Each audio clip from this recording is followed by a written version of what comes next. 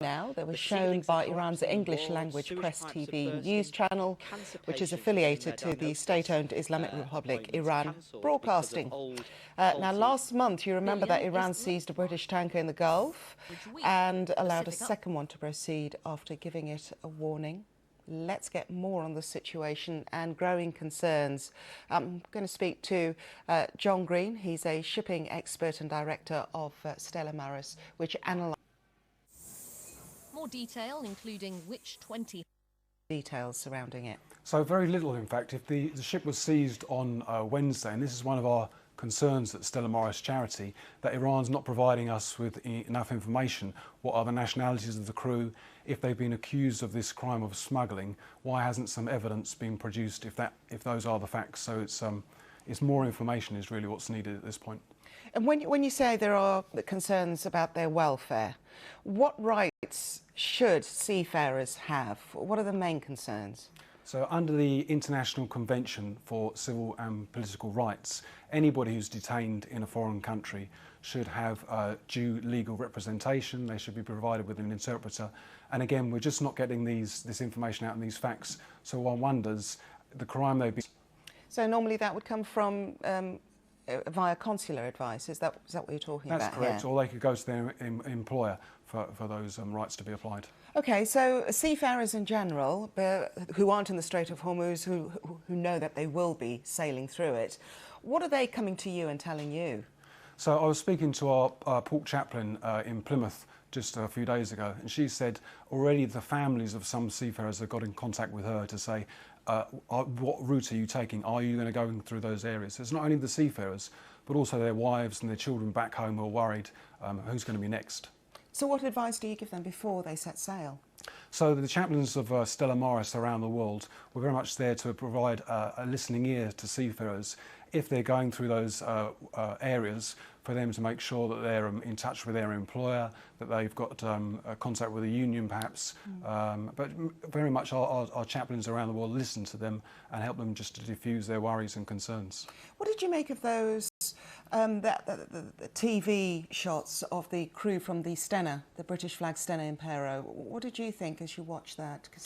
Well, seafarers are resilient professionals. They're used to running what's a huge, valuable asset. So they're used to dealing under very stressful situations and looking after what's in the best interests for them. But obviously for them, in the back of their mind is really what's next. I mean, these seafarers, particularly on the Stena, are certainly pawns caught up in a geopolitical crisis. And from the point of view of our charity, Stella Maris, they seem to be innocent victims that really should be sent home as soon as possible. John Green, thank you very much indeed. Thank you. Thank you.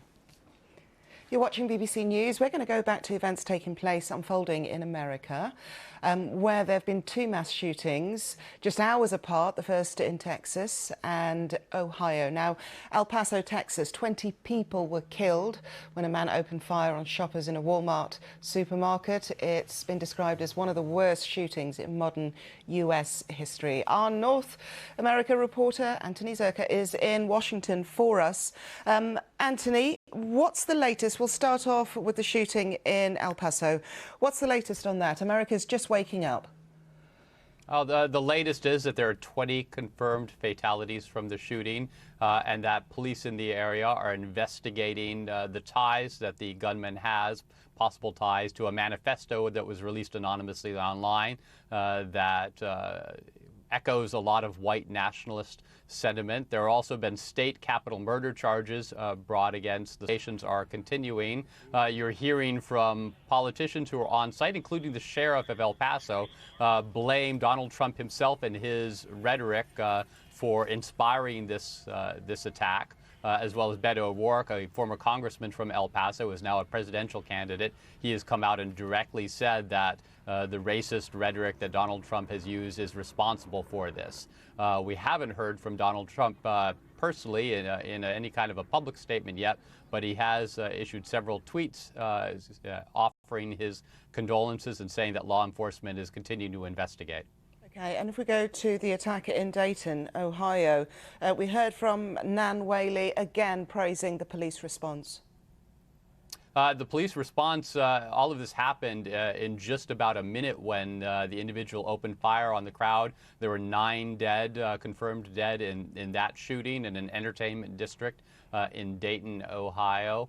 But in just a minute, this individual was able to kill 9 people. But police, there was a police presence in the area already, and they responded within a minute. And the assailant in this case was killed by police. Okay, Anthony Zirko in Washington, thank you very much indeed. Hello there. Warm sunshine across central, southern and eastern areas continue to turn hazier as the clouds build up later on today and into this evening. Likely to see widespread scattered downpours across many central and northern areas. A yellow warning remains in force for much of Scotland and into northern England, including the flood-sensitive areas of northern England for these heavy downpours, which could contain lightning, some gusty wind and also hail, and could lead to some flash flooding where they occur.